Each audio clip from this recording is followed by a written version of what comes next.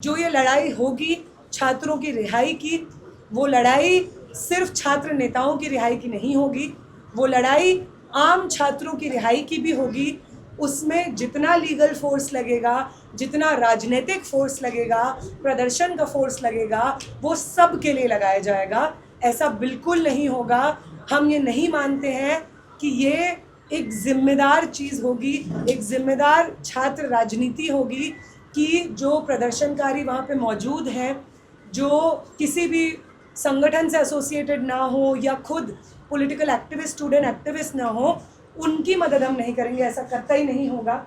हम ऑलरेडी उनकी मदद कर रहे हैं। हमारी लीगल टीम ऑलरेडी उनके साथ, फैमिली मेम्बर्स के साथ बातचीत में है। आपने 30 तारीख से यहाँ पे चरणबद्ध बिहार में आंदोलन की और जंतर मंतर पे जो आंदोलन हुआ उससे भी तीखे आंदोलन के आपने ऐलान कर दिया, ठीक है। लेकिन मेरा सवाल ये है कि आपकी आंदोलन सिर्फ छात्रों की रिहाई तक सीमित रहेगी कि इस आंदोलन की आंच कहीं और भी जाएगा? नहीं, हम लोगों ने तो फिलहाल तो ये आंदोलन हम पूरा नहीं देखते हैं जब तक बिहार में और बाकी राज्यों में छात्र पेपर लीक के खिलाफ प्रदर्शन करने के लिए जेलों में बंद रहेंगे।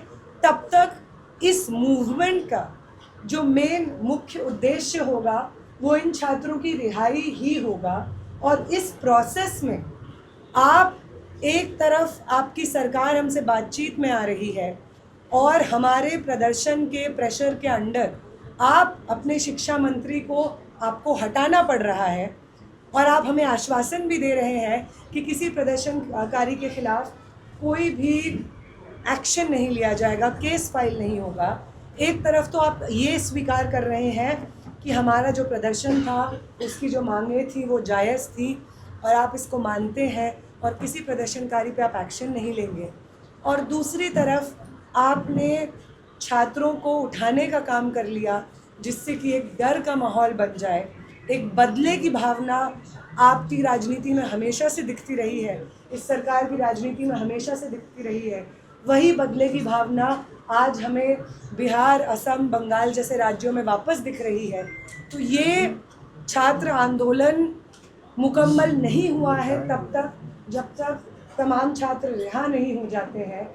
और इसके साथ साथ 30 जुलाई को जो हम कॉल दे रहे हैं और उसके बाद भी जो कॉल देंगे, उन तमाम कॉल्स में, उन तमाम प्रदर्शनों में वो तमाम सरकारी भर्तियों में हुए घोटाले और उन छात्रों की न्याय की मांग शामिल रहेगी।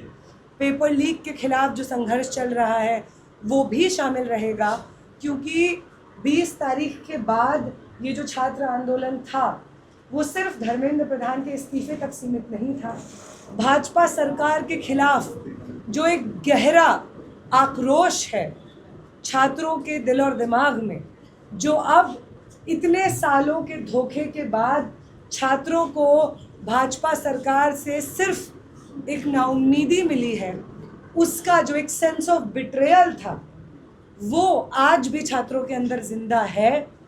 और ये भाजपा सरकार सिर्फ एक शिक्षा मंत्री को हटा करके अपने 12 साल के अन्याय को धो नहीं सकती है, उसके अन्याय माफ़ नहीं हो सकते हैं, छात्रों पे हुआ लगातार दमन माफ़ नहीं हो सकता है। इसलिए हम लोगों को इस चीज़ का पूरा आभास है कि ये जो स्टूडेंट मूवमेंट, छात्र आंदोलन जंतर मंतर पे हुआ, देश के अलग अलग कोनों में हुआ, ये सिर्फ धर्मेंद्र प्रधान के इस्तीफे पे ख़त्म नहीं होगा।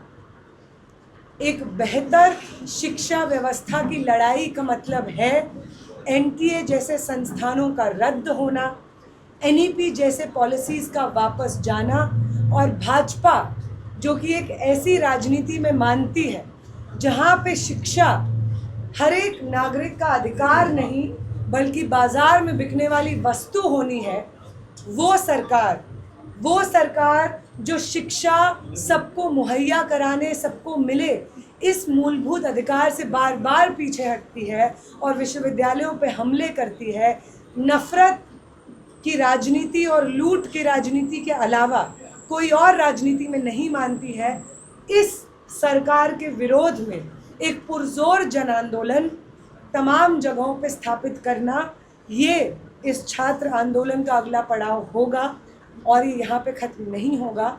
यही हमें कहना है।